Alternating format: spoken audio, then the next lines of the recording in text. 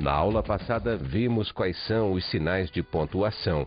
Nós temos para mostrar as indicações da fala, o ponto final, a vírgula, o ponto de exclamação, o ponto de interrogação, os dois pontos, as reticências, as aspas e os parênteses. Aprendemos a utilização de alguns deles, como a vírgula e os dois pontos.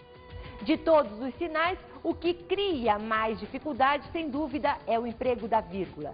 Não se esquecer de que a vírgula é empregada para separar palavras com a mesma função sintática, a vírgula separa os vocativos, a vírgula separa as orações adjetivas restritivas, empregamos a vírgula antes das conjunções coordenativas e assim por diante.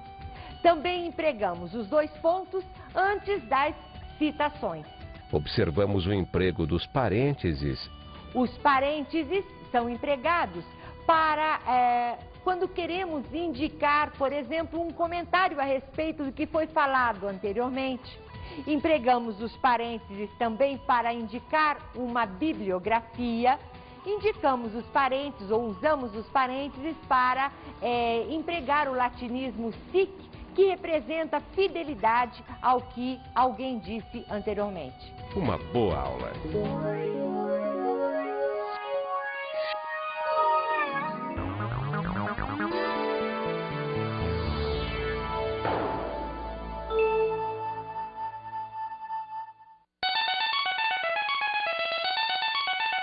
É com prazer que a indústria química Farma e Associados comunica o falecimento de seu diretor, Dr. Eleutério Madeira, e convida amigos e funcionários para o grande enterro a realizar-se amanhã, às 17 horas, no Parque da Saudade. Olá! Hoje nós ilustramos a nossa aula com um texto que vai servir de base para que nós possamos abordar o tema de hoje, que é a coerência textual. Nós utilizamos um anti-exemplo, ou seja, utilizamos um texto incoerente para falar da coerência. Vocês devem ter observado que o texto que ilustra a nossa aula é um texto incoerente. Vocês devem ter observado que ele inicia com a palavra ou anunciando um acontecimento triste com a palavra prazer. Ora, não é com prazer que anunciamos a morte de alguém, e sim com pesar, com dor. Também não se deveria dizer um grande enterro, porque a palavra grande aí está empregada no sentido de sensacional. E o enterro pode ser tudo menos alguma coisa sensacional. Então, a partir deste texto incoerente, nós vamos determinar o caminhar de hoje. Nós vamos falar a respeito da coerência textual. Antes de falar na palavra coerência, é preciso primeiro que saibamos o que é coerência. A palavra coerência está intimamente ligada à palavra harmonia. Assim se pode dizer que coerência é a harmonia que existe entre fatos, situações, acontecimentos, ou seja, a relação lógica que se estabelece entre esses quesitos é uma relação coerente. Ao aplicarmos a expressão coerência ao texto escrito, ela está vinculada a uma relação de conexão, de lógica entre esses fatos. É muito comum alguém expressar um pensamento coerente de forma incoerente. Por que isso acontece? Por falta de habilidade, talvez, com os recursos que a língua coloca à nossa disposição, ou por falta de habilidade, ou por falta de familiaridade com esses quesitos. Isso acontece principalmente no texto escrito. Quando eu disse falta de familiaridade com os recursos que a língua coloca à nossa disposição, eu estou falando de recursos sintáticos ou de recursos semânticos, enfim, de todos os recursos que a língua coloca ao nosso dispor para que possamos expressar o nosso pensamento. Estudar coerência textual é um estudo sempre relacionado a dois grandes professores que se dedicam o seu tempo ao estudo dos aspectos determinantes da coerência textual. Segundo Ingeborg Vilaça-Kolk e Luiz Carlos Travalha, esses dois professores estudiosos da coerência textual, os aspectos determinantes da coerência textual devem ser vistos dentro dos seguintes direcionamentos: a coerência semântica, a coerência sintática, a coerência estilística e a coerência pragmática. Nós vamos falar agora a respeito de cada um desses aspectos determinantes da coerência textual, para abordar primeiramente a coerência semântica. Primeiro é preciso lembrar que semântica está relacionada ao significado das palavras. Então, a coerência semântica é o aspecto determinante da coerência textual relacionada a essa relação de significado das palavras dentro de um texto. Vamos observar como isso acontece dentro de um exemplo específico. Observem, cada uma das mocinhas não media mais que 1,50 m. A baixeza, portanto, era uma característica de família. Observar que a relação semântica imprópria aqui é a inclusão desta palavra inadequadamente empregada.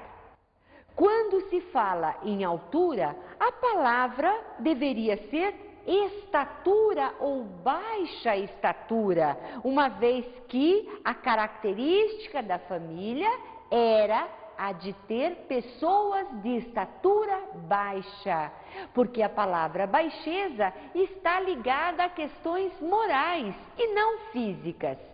Então, observem que como a inclusão de uma só palavra provoca dentro do texto o que nós classificamos como o texto semanticamente incoerente. Mas também no nível semântico é possível observar incoerência quando não há uma relação de sentido entre as partes do texto. Vamos chamar um outro exemplo.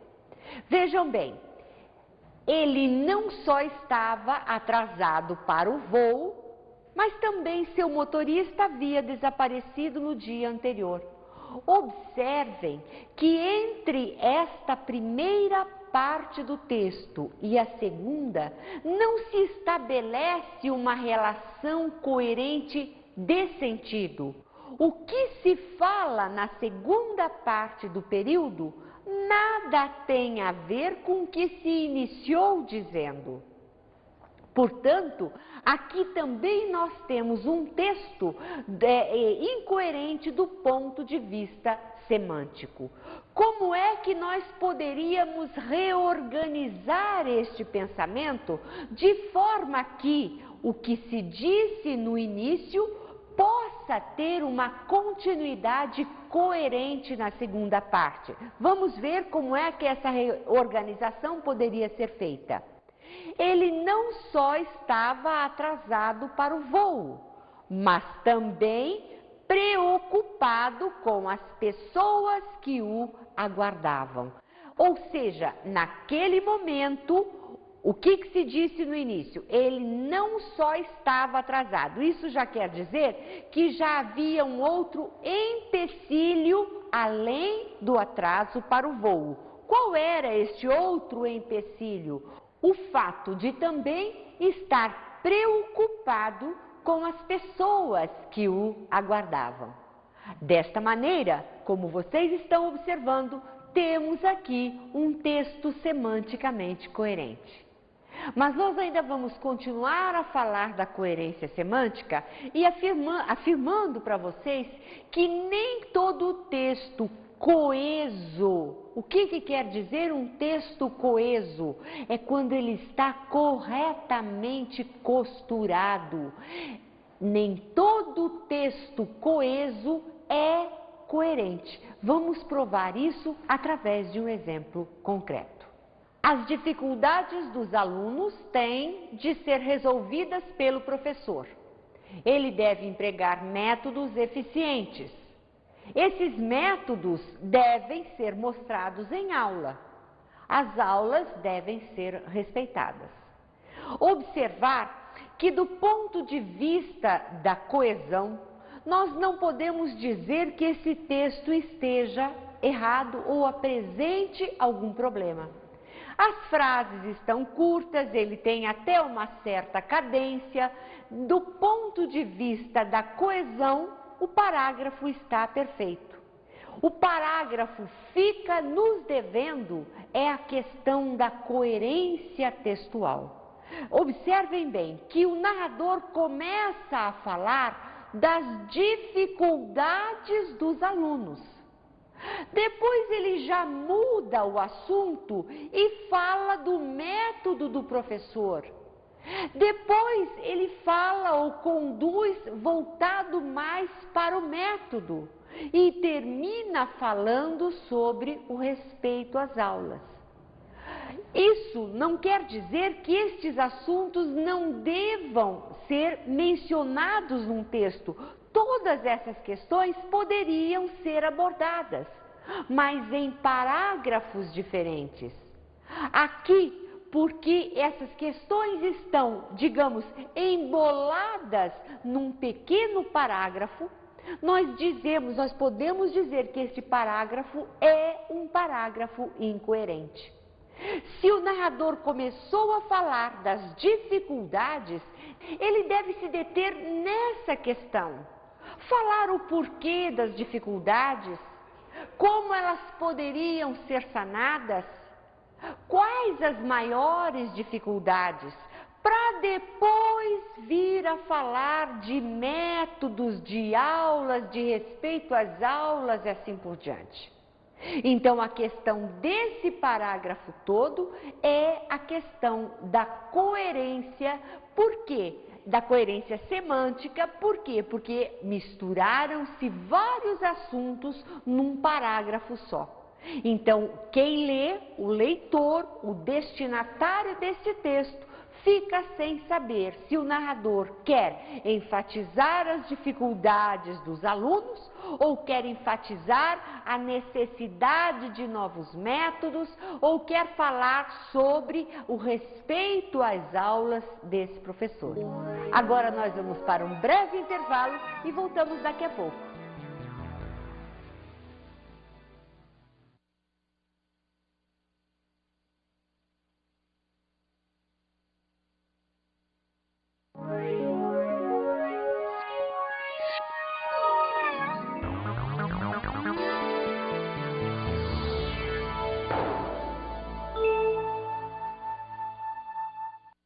Vamos retomar a nossa abordagem sobre as questões, sobre os aspectos determinantes da coerência textual e abordar agora a coerência sintática. De que trata a coerência sintática? Ora, a coerência sintática diz respeito a todos os recursos sintáticos que a língua coloca à nossa disposição para que a frase esteja sintaticamente organizada. Esses recursos são principalmente o emprego adequado das preposições, dos pronomes, das conjunções, por exemplo. Eu vou mostrar para vocês um desvio sintático, ou seja, o emprego inadequado de um pronome que vai nos dar uma incoerência sintática de que eu estou falando. Este exemplo está sendo dado propositadamente porque é uma das incoerências mais presentes nos textos dos nossos alunos. Observem este exemplo. A hora onde se deve ser feliz é agora. Por que aqui está havendo uma incoerência sintática? Pelo emprego do pronome onde. É bastante comum os usuários da língua, os escribas, as pessoas que utilizam a linguagem, empregar o pronome onde inadequadamente. Nós só devemos empregar a palavra onde quando esta especificar lugar. A sala onde você estuda é arejada? A rua onde você mora é agradável? A cidade onde você estuda é organizada? E assim por diante. Portanto, o emprego de onde nesta situação provoca uma incoerência sintática. O que nós deveríamos empregar para reorganizar sintaticamente e desfazer esta incoerência sintática? É simples, é só substituir o pronome onde pela expressão em que. A hora em que se deve ser feliz é agora. Sempre que a palavra onde não especificar ou não estiver se dirigindo ou apontando o lugar, ela deve ser substituída pela expressão em que. Nós vamos agora falar de um outro aspecto da coerência textual, que é a coerência estilística. A coerência estilística diz respeito ao estilo, e este diz respeito à adequação das palavras à situação que se deseja colocá-las. Nós vamos observar aqui um exemplo que é mais concreto para explicar o que nós estamos falando. Caro amigo, quase não acreditei quando me contaram que seu pai bateu com as 10. Este pequeno texto pressupõe ser um bilhete que alguém enviou a uma pessoa íntima, lamentando a morte do pai deste amigo. A inadequação ou a incoerência desse texto escrito está na colocação desta expressão aqui. Bater com as 10 é uma expressão bastante vulgar para este contexto, ou seja, para esta situação. É evidente que nós empregamos na linguagem informal, na linguagem do dia a dia, sobretudo quando nos referimos a alguém que não nos toca o coração. Ah, o fulano bateu com as 10. Ou seja, morreu, faleceu, mas jamais deveríamos empregar esta expressão para alguém que nos diz respeito, para alguém com quem mantemos laços afetivos. Então, a coerência estilística trata da questão da adequação das palavras à situação. É evidente que eu estou me referindo, sobretudo, aos textos acadêmicos, aos trabalhos escolares, colocar expressões vulgares ou expressões chocantes, palavras chulas, fazem com que o texto fique desvirtualizado. Essas expressões colocam o texto que se escreveu na categoria de incoerente. Agora nós vamos falar sobre a coerência pragmática. A coerência pragmática diz respeito à sequência dos fatos dentro da narração. Vamos observar uma situação em que alguém dentro do texto faça a seguinte pergunta. Vamos lá. Você me empresta R$500? Colocando a frase, você me empresta R$500, dentro de um suposto texto, nós teríamos O garoto aproximou-se timidamente e perguntou ao pai: "Você me empresta R$ 500? Observem a sequência deste fato, uma resposta como: "Hoje choveu por aqui?" Observem que esta resposta não nos parece, nesta situação, neste momento, que há uma sequência lógica como resposta à pergunta que foi feita. Ora, dentro desta questão, dentro desta situação, nós dizemos que aqui há uma incoerência pragmática, porque o fato que se seguiu a pergunta não está coerente, ou a resposta que se deu à pergunta não é coerente com a indagação que foi feita. Quando se pergunta, por exemplo, "Você me empresta R$ 500? Qual seria o fato coerente a suceder este acontecimento? Ora, a narração seguinte ou a fala seguinte poderia ser o atendimento ao pedido, por exemplo: "Sim, eu lhe empresto R$ 500. Ou poderia ser uma negativa ao pedido: "Não, eu não lhe empresto os R$ 500. Poderia ser uma desculpa, mas qualquer outro fato que estivesse relacionado à pergunta que foi feita. Quando se faz uma sequência como esta, nós estamos aqui exemplificando a falta de coerência pragmática. Mas vocês poderiam dizer: mas se o narrador quisesse mostrar uma situação em que o pai estivesse fugindo do assunto, por exemplo. Então, ao fugir do assunto, pergunta-se qualquer coisa. É possível, mas isso precisaria então estar explícito no texto. Então, para colocar esta frase, para colocar esta sequência de indagação aqui, era preciso então que o narrador explicitasse, por exemplo, o pai fugindo da pergunta.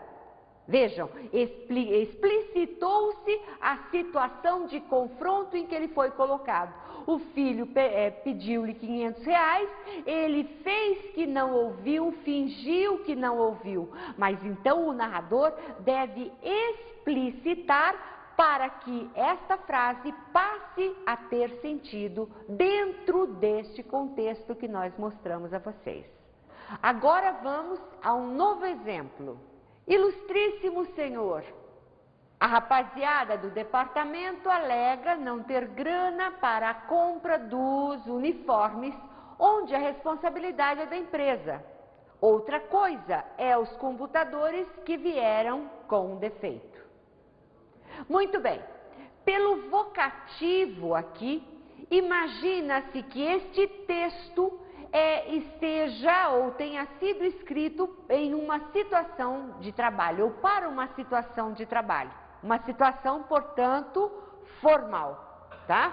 Onde nós deveríamos empregar uma linguagem adequada, o mais próximo da língua culta. Vamos observar dentro deste pretenso texto os aspectos que falam diretamente à questão da coerência textual. Primeiro, vejam que o vocativo está adequado. Se é numa situação de trabalho, não temos intimidade a quem nós nos dirigimos, ilustríssimo senhor, perfeito. Mas quando se começa o texto, já se comete um erro de inadequação aqui, uma incoerência. A palavra rapaziada é imprópria para este contexto. Outra coisa, alega não ter grana. Grana também é uma palavra imprópria. Grana é uma palavra que se utiliza em situações informais, não neste contexto a que nós estamos nos referindo. Para a compra dos uniformes, onde a responsabilidade? Ora, uniforme e compra não especifica lugar. Então temos aqui uma incoerência sintática. Lembram-se que nós já falamos a respeito disso. Vejam aqui também uma outra questão, um outro aspecto determinante de incoerência. Outra coisa é os computadores que vieram com defeito.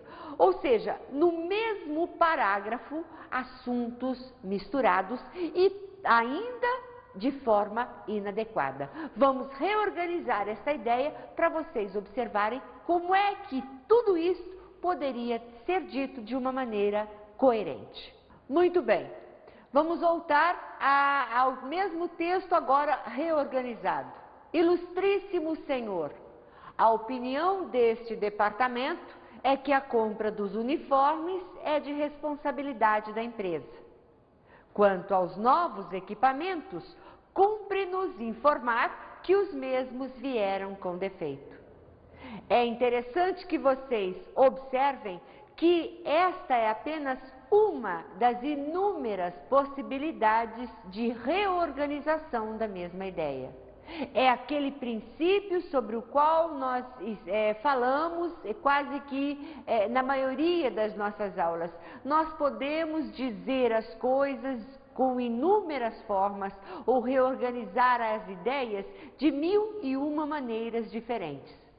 É interessante que vocês observem neste texto reorganizado que os assuntos foram separados em parágrafos diferentes, para que ele possa ser apresentado de uma forma lógica e coerente, de uma maneira elegante, com o emprego das palavras usadas adequadamente. É evidente que eu não estou me responsabilizando aqui pelo resultado da afirmação no primeiro parágrafo, mas aí é com vocês. O que eu devo dizer e falar sobre a importância de se empregar a forma de uma maneira elegante, clara, objetiva e coerente. Por hoje é só, agora nós vamos chamar as nossas dicas de estudo.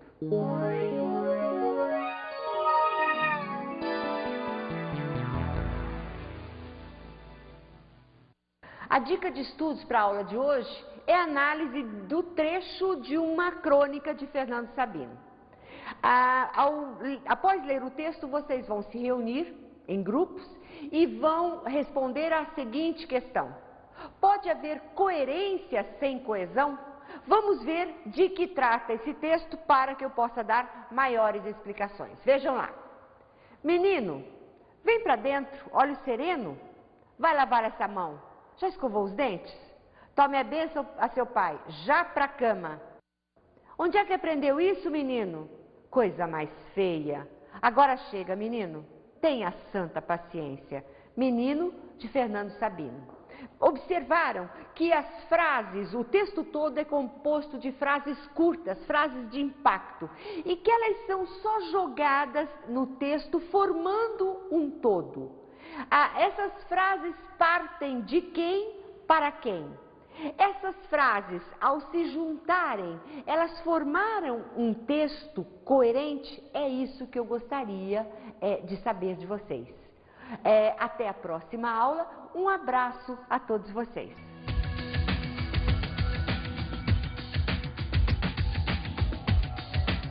A professora Rose nos falou hoje sobre a coerência textual. Os aspectos determinantes da coerência textual são a coerência semântica, a coerência sintática, a coerência estilística e a coerência pragmática. Vimos alguns aspectos determinantes da coerência. Aprendemos o que é coerência semântica. A coerência semântica diz respeito ao nível do significado das palavras. Colocar adequadamente as palavras dentro do contexto adequado. Observamos a coerência sintática. A coerência sintática diz respeito aos recursos que a língua coloca à nossa disposição para que a frase esteja organizada, sintaticamente coerente, sobretudo pelo emprego da preposição, dos pronomes e das conjunções. Até a próxima aula!